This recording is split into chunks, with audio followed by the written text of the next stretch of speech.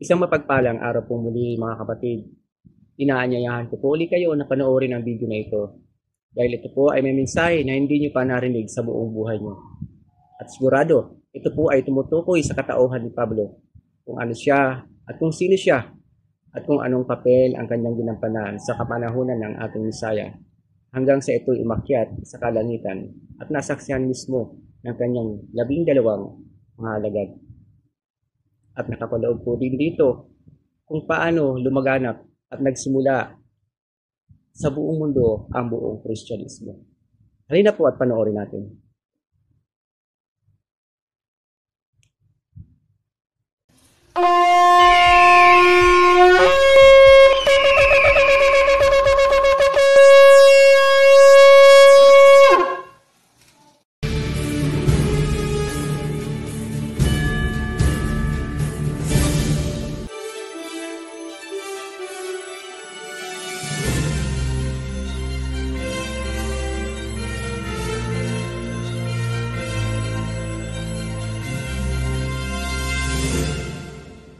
Isang pagbati mula sa Oferian Heritage Conservatory.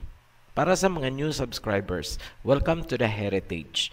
Ipinapayo namin sa mga baguhan na panoorin niyo muna ang guide to new subscribers para alam nyo ang tamang sunod-sunod ng mga series. Huwag patalon-talon ang video na pinanonood upang hindi kayo maguluhan. Ibinigay namin ang link sa description sa baba lamang nitong video. Napaaga ang paglalabas namin nitong Son of Perdition dahil sa violent reactions na nakita namin sa born-again doctrine. Napagtanto namin na marami talagang nailigaw ang writings ni Paul. Kung naaalala pa ng mga nagko-comment sa amin noon, gamit ang mga books ni Paul, madalas naming ipinapayo na mag-ingat sa mga writings ni Paul. Hindi natin itinatanggi na ginamit natin ang ibang sinabi ni Paul, ngunit sinigurado naming hindi salungat sa sinasabi ng Misaya at ng iba pang mga apostoles. Mayroong 13 books sa New Testament na sinulat si Paul at ng kanyang mga Pauline followers. Ang epistle to the Hebrews ay matagal nang iniuugnay kay Paul, ngunit walang scholars na sumusuporta na ito ay sinulat nga ni Paul. So, officially, ito ang 13 books ni Paul in order as it appears in the New Testament. Mahalagang busisiin ang writings ni Paul dahil kapansing-pansin dito nag-ugat ang mga kontrobersyal na doktrina at pagkakawatak-watak ng iba't ibang sekta. Maraming katanungan ang unti-unting nasagot sa paglipas ng panahon. Bakit at paano nga ba naipasok sa Biblia ang mga sinulat ni Paul samantalang ang ibang books gaya ng Book of Enoch ay nawala? Unti-unti naming lilinawin yan as more information comes. Oferian, pinagdududahan mo ba ang mga writings ni Paul? Technically, yes. May mga dapat ba tayong ikabahala? Yes, marami po. Simulan natin. 2 Thessalonians chapter 2 verse 3. Let no man deceive you by any means, for that day shall not come, except there come a falling away first, and that man of sin be revealed, the son of perdition, who oppose and exalt himself above all that is called Elohim, or that is worshipped, so that he as Elohim sit in the temple of Elohim, showing himself that he is Elohim. Tagalogin po natin. Huwag kayong palinlang kanino man at sa anumang paraan, sapagkat ang araw na iyon ay hindi darating, maliban kung may unang pagbagsak at ang taong may kasalanan ay ihahayag ang anak ng kapahamakan na sumasalungat at itinataas ang sarili kaysa sa lahat na tinawag na Elohim o sinasamba, upang siya bilang Elohim ay makaupo sa templo ng Elohim, na ipinakikita ang kanyang sarili na siya ay Elohim. Sino ang son of perdition or anak ng kasalanan at kapahamakan na sumasalungat? May mga tagapagturo na naliligaw. Sinasabi nila na si Judas ang son of perdition. Bakit nasali si Judas? Kasi imbis na tapusin ang karugtong na verse, pinuputol nila at dudugtungan ng ibang verse galing sa ibang books porket na andun din ang katagang son of perdition. In short, hugot at tapal para palabasin ang isang doktrina. Idinurugtong nila dito ang John chapter 17 verse 12. While I was with them in the world, I kept them in my name. Those that thou gavest me I have kept, and none of them is lost, but the son of perdition, that the scripture might be fulfilled. Tagalog, habang ako ay kasama nila sa mundo, iningatan ko sila sa iyong pangalan. Yaong ibinigay mo sa akin ay aking iningatan, at wala sa kanila ang nawala, kundi ang anak ng kapahamakan upang matupad ang banal na kasulatan. Dahil sa salitang may isang nawala, ipinagpalagay agad ng ibang tagapagturo na si Judas ang tinutukoy. Pansinin ang bungad ng verse, habang ako ay kasama nila sa mundo. Tanong, sino-sino ba ang tinutukoy ng Misaya sa salitang nila? Yung mga apostles lang ba ang tinutukoy dyan ng Misaya? Hindi po. General po yan. Buong believers ang iningatan niya sa pangalan ng Ama, hindi lamang ang mga apostoles. Kaya hindi po tayo pwedeng mag-conclude na si Judas ang tinutukoy na nawala at siya ang son of perdition.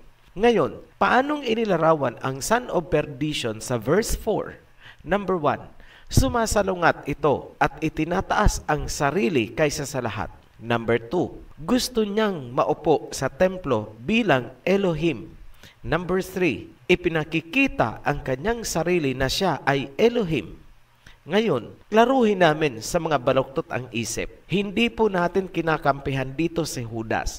Ilalagay lang natin sa tamang analysis. Una, sumalungat ba si Judas sa mga katuruan? Hindi. Wala pong preachings or katuruan si Judas na bumangga sa katuruan ng Misaya or ng sino mang kasamahan niyang apostol. Wala po kayong matatagpuan. Sige nga po, maglabas kayo. Wala, di ba? Pangalawa, hinangad ba ni Judas na maupo sa templo bilang Elohim? Hindi. Wala kayong makikita kahit isang verse sa Biblia na hinangad ni Judas ang pantayan man lang ang Misaya. Ano lang ang kasalanan ni Judas kung matatawag man itong kasalanan? Siya ang nagturo kung sino ang Misaya na dadakipin. Note, inutusan siya ng Misaya na gawin ang nararapat niyang gawin. So ano ang konklusyon natin? Hindi si Judas ang tinutukoy na son of perdition. Tatalakayin natin ng hiwalay ang kaso ni Judas objectively at hindi doctrinal na pagtatalakay. Ngayon, bumalik tayo sa topic. Sino ang son of perdition at ano ang kaugnayan dito ni Paul? Ihanda nyo ang inyong sarili sa isang shocking revelation na ilalahad namin.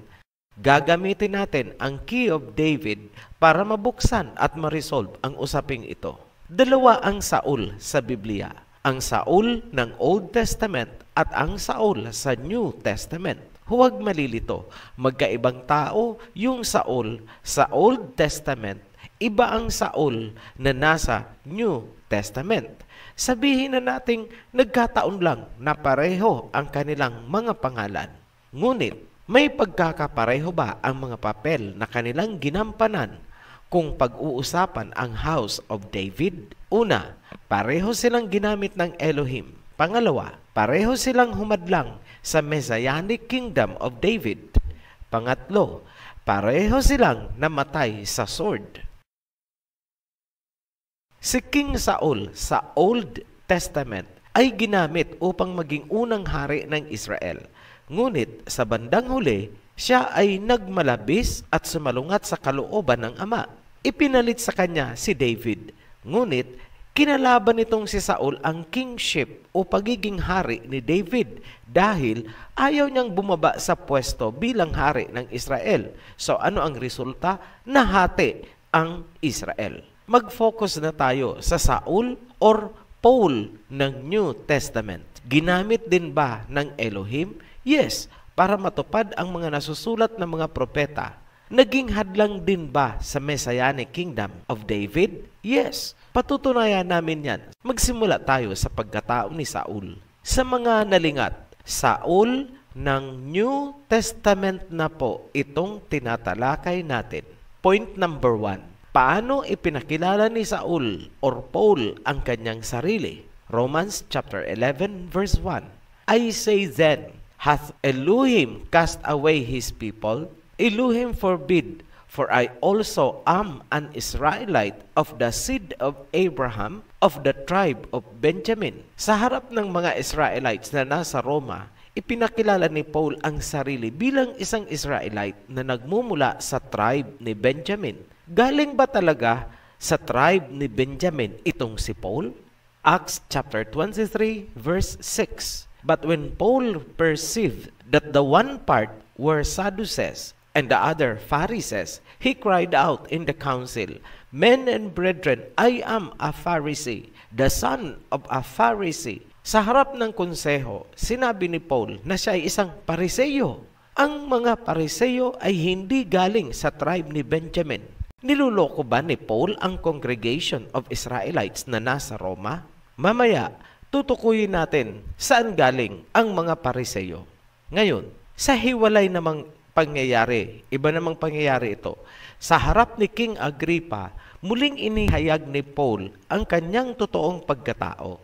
Acts chapter 26 verse 5, which knew me from the beginning, if they would testify that after the most straightest sect of our religion, I lived a Pharisee. Nakadalawang pagkatao na si Paul. Una, siya ay Israelite mula sa tribe ni Benjamin. Pangalawa, siya ay Pariseo. Sa puntong ito, doble kara si Paul.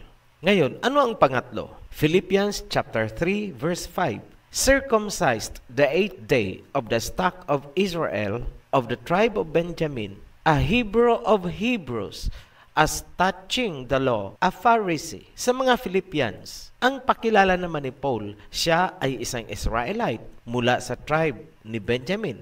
Siya daw ay isang Hebrew ng mga Hebrew, ngunit karugtong ay pambabaluktot na siya ay isang Hebrew na Pariseyo. Ano ang panlinin lang dito? Pinalalabas niya na ang Hebrew ay pwedeng maging Pariseyo at ang Pariseyo ay pwedeng maging Hebrew. Muddling the identity, triple kara na si Paul sa sitwasyong ito. Ngayon, ano ang totoo? Hindi po Hebrew at mas lalong hindi Israelite si Paul dahil mula mismo sa kanyang dila, sinabi niya isa siyang Pariseyo. Ngayon, saan galing ang mga scribes and Pharisees? Moment of truth. 1 Chronicles chapter 2 verse 55.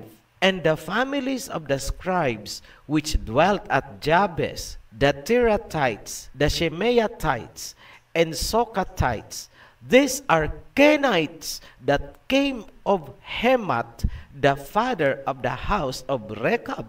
Iisang lahi po ang pinanggalingan ng mga scribes and Pharisees. Sila ay mga Kenites. Other term for Kenites, mga Cainites, mga Canaanites, lahi ni Cain. Kung napanood nyo ang Creation series hanggang sa Babylon series, malinaw na malinaw ang pinanggalingan ng mga scribes and Pharisees.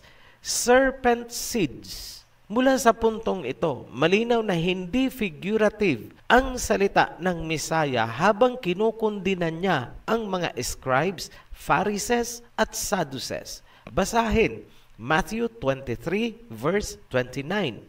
Woe to you, scribes and Pharisees, hypocrites! Verse 33, snakes, brood of vipers, how can you escape being condemned to hell? Tandaan, sinabi mismo ni Paul na siya ay Pharisee. At ano ang mga Pariseyo ayon sa Mesaya? Serpents, ahas. Ngayon, alam nyo na kung bakit kinakalaban ni Paul ang mga katuruan ng Mesaya. Kasi isa siyang brood of vipers, serpents, ahas. Maraming kasulatan si Paul na direktang kumakalaban sa salita ng Mesaya. Halimbawa, sinabi ng Mesaya na hindi niya inabolish ang law o mga kautusan. Ano naman ang sinabi ni Paul? Wala nang mga kautusan. Wala nang law. Gawaing ahas po yan. Walang pinagkaiba sa panahon ni Adam and Eve. Sinabi ng Ama, huwag kayong kakain ng prutas na yan dahil kayo ay mamamatay. Ano ang sabi ng serpent? Hindi kayo mamamatay. Malinaw, di ba? Gawaing ahas. Ngayon, saan nahasa ang talino ni Paul sa ganyang mga gawain o ganyang style ng pagbabaluktot? Acts chapter 22 verse 3. I am verily a man which am a Jew, born in Tarsus, a city in Cilicia, yet brought up in this city at the feet of Gamaliel, and taught according to the perfect manner of the law of the fathers, and was zealous towards Elohim, as ye all are this day. Ako ay isang matuwid na tao, isang Hudyo na isinilang sa Tarsus, na humantong sa bayang ito at tinuruan ni Gamaliel tungkol sa mga kautusan. Focus tayo. Sinabi niya na naman dito, iba na naman ang deklarasyon niya. Sinabi niyang isa siyang Hudyo. Nakailang pagkatao na ang pakilala niya. Una, Israelite, Hebrew of Hebrew, at Pariseo. Ngayon naman ay isa siyang Jew o Hudyo. Hindi lang triple kara, quadro kara na itong si Paul. Unang sinabi niya, galing siya sa tribu ni Benjamin. Ibig sabihin, kung siya ay galing sa tribu ni Benjamin, hindi siya Hudyo. Dahil ang mga Hudyo ay galing sa tribu ni Judah. Nakita nyo na ang panlilin lang na ginagawa nitong si Paul? Ngayon, ang perfect manners ng panliling lang ay natutunan ni Paul kay Gamaliel. Acts chapter 22 verse 3, binasa na po natin kanina. Si Gamaliel ay isang doctor of law of the Pharisees, Pariseo. Kung ia-apply natin ang salita ng Misaya, ang Pariseyong si Paul ay isang ahas na tinuruan ni Gamaliel na isa ring Pariseyong ahas. No wonder magaling si Paul magpaikot-ikot at magbaluktot ng mga kasulatan at may matamis na pananalita. Huwag kayong umasa na magbubunga ng mabuti ang mga salita ni Paul dahil siya ay isang Pariseyong ahas. Matthew chapter 12 verse 34. O generation of vipers, how can you, being evil, speak good things? For out of the abundance of the heart, the mouth speaketh. Sinabi mismo ng Misaya sa mga Pariseyong kalahi nitong si Paul, henerasyon kayo ng mga vipers or ahas, sa inyong kasamaan, paano kayo makakapagsalita ng kabutihan? Ngayon, pinag-ingat ng Misaya ang mga apostoles mula dito sa mga Pariseyong ahas. Matthew chapter 16 verse 6. Then Yahushua said unto them, Take heed and beware of the leaven of the Pharisees and of the Sadducees. Mag-ingat kayo sa libadura ng mga Pariseo at Saduceo. Verse 12. Then understood they how that he bade them not beware of the leaven of bread, but of the doctrine of the Pharisees and of the Sadducees. Naunawaan nila na hindi sila pinag-iingat sa libadura ng tinapay, kundi sa mga doktrina ng mga Pariseo at Saduceo. In short, pinag-ingat ang mga apostoles sa mga doktrina ng mga Pariseyong ahas. Ngayon, sino ang gusto mong paniwalaan? Ang mga turo ng Misaya o ang mga doktrina ni Paul na isang Pariseyong ahas? Alam namin, naglalaro sa inyong isip, bakit na ipasok ang mga sinulat ni Paul sa Biblia? Ang sagot namin, kagagawan ng mga serpents. Panoorin nyo ang History of the Bible. Huwag nyong lalaktawan ang buong video series na yon. Maiintindihan nyo.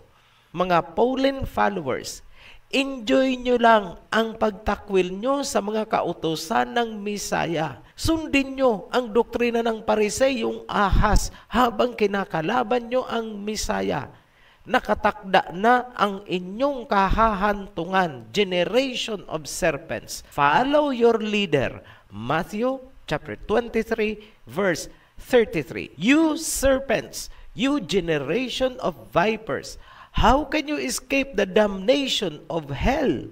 Tagalog, kayong mga ahas, paano nyo matatakasan ang impyerno? Matthew 23 verse 33. Pasensya na po, very judgmental ang Biblia. Binasa lang po namin. Walang labis, walang kulang. Hindi pa po tayo dyan natatapos. Nagsisimula pa lang tayo. Itutuloy natin ang pagkatao at mga gawain ni Paul sa susunod na video. Babalatan namin ang Pauline doctrines at ilalahad ang isang napakalaking blasphemy na ginawa nitong si Paul. Abangan nyo ang Son of Perdition Part 2. Muli kaming nagpapasalamat sa mga patuloy na sumusuporta sa Ophirian Heritage Channel. Hanggang sa muli, be blessed. Shalom. Mga kapatid, kung niyo pong napanood ang kabuuan ng video na ito at kung niyo pong nagustuhan ang mensahe at aral, paki-like, subscribe, and share po. Marami pong salamat. Be blessed. Shalom.